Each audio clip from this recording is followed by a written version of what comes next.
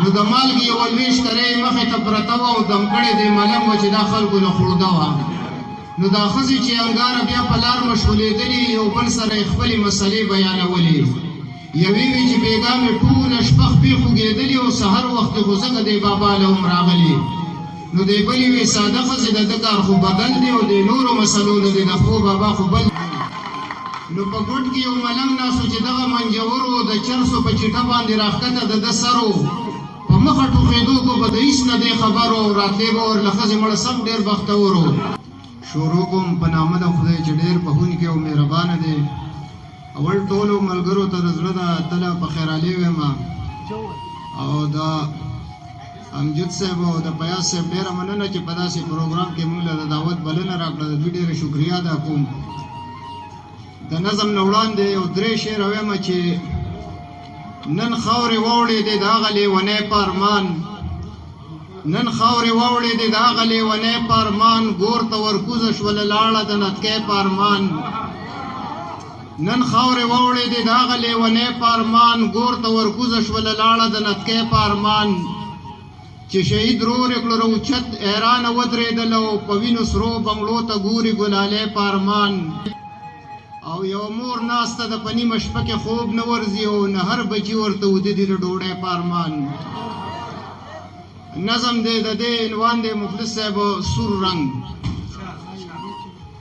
وی سور رنګ په ښایست باندې بلا خلکو منلی دی او سور ګلاب ته وګوره چمن کې نازولی دی. سور رنګ په ښایست باندې بلا خلکو منلی دی او سور ګلاب ته وګوره چمن کې نازولی دی. سپین زر قیمتي وي خو سره زر جدا قیمت لري، شین او برګ به نه وي سور چار ګل خپل اهمیت لري. سوره میل په غاړه کې ځانګړی شان صفت لري او سور پیزوان په سرو شونډو بلا خلکو ستایلی دی او سور ګلاب ته وګوره چمن کې نازولی دی. او د د خوشحالۍ نښه ملګرو ډولۍ سره به وي، د د خوشحالۍ نښه ملګرو ډولۍ سره به وي او ناوې ته په سر بنارسۍ د سیالۍ سره به وي. ډېرې جوړې وي دغې وخت کې جوړې سره به وي او سره به یې سینډل وي. دا رواج د پښتو ښکلی دی او سور ګلاب ته وګوره چمن کې نازولی دی. او سره خو د نکریزه چې په لاس او پښې ښایسته ښکاري، خوند کوي سرې شونډې چې د چا په دنداسه ښکاري. شنه د خندا سپکه سره یا کې پښتنه ښکاري.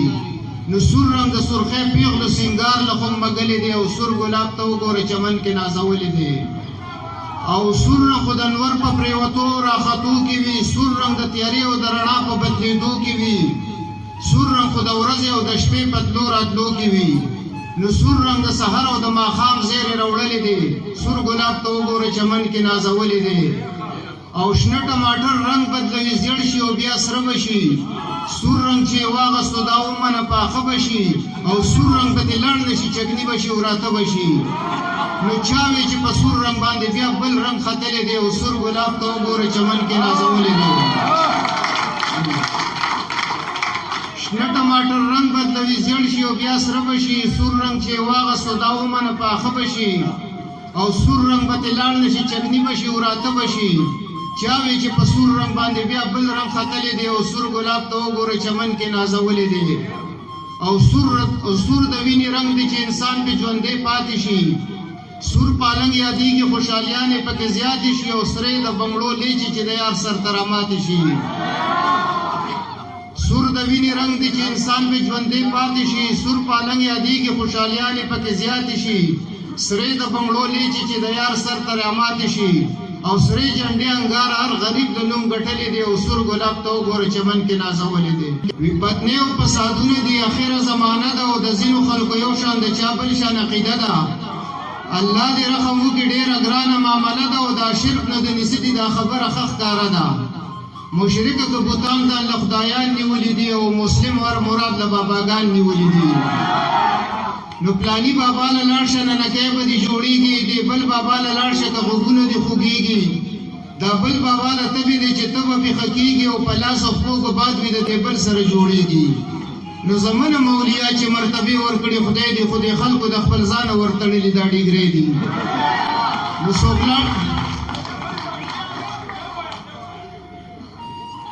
ښه دا یو د یو بابا له لاړ شه که غوږونه دې خوږېږي دا بل بابا له تبې دی چې ته به پېښه کېږي په لاس او خپو که باد وي د دې بل سره جوړېږي زمنه مولیا چې مرتبې ورکړي خدای دې خو دې خلکو د خپل ځانه ورتړلي دا ډیګرې دي څوک لاړ شي باباګانو له څاروي به دې نه غواړي څوک وایي بېروزګار یم نوکري به دې نه غواړي څوک وایي دولت را نغدي بیخي به دې نه غواړي او څوک وایي کور مې نشته دي بچي به دې نه غواړي نو یو کس دلبار کې ناست و داسې رورو بوڼېدو چې غوږ مې ورته کېښود او واده یې ترې غوښتو او یو څو ښځې راغلې وې د عمر نه پخې وې په چغو باندې سر وې غورځولې یې بورقې وې چې خیال مې ورته وکړو بس د کوپر نظارې وې او چاپېره د زیارت ته په سجده باندې پرتې وې څه بل شان عجیبه شانته سوالونه یې کول او د قبر چې څه کاڼي وو دوی ځان پورې مږلو نو یوې وې بابا خاوند مې نه مني خبره تعویض او دم درود پې اثر نه کوي د سره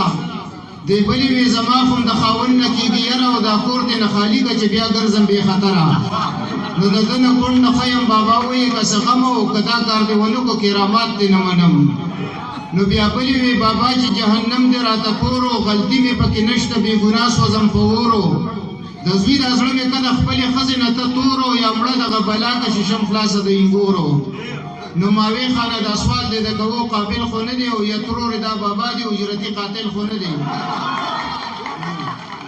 نو په ګوټ کې یو ملنګ ناستو چې دغه منجور و د چرسو په چټه باندې راښکته د ده سر و په مخه ټوخېدو کو به د هېڅ نه دی خبر و راتلې به ور له ښځې مړه سم ډېر بختور و نو د مالګې یوه لوی شکرۍ مخې ته پرته وه او دم کړې دی ملنګ وه چې دا خلکو له خوړده وه نو دا ښځې چې انګاره بیا په لار مشغولېدلي یو بل سره یې خپلې مسلې بیانولې یوې وې چې بېګا مې ټوله شپه خپې خوږېدلي او سهر وختې خو ځکه دی بابا له هم راغلې نو دی بلې وې ساده ښځې د ده کار خو بدل دی او د نورو مسلو د د خپو بابا خو بل دی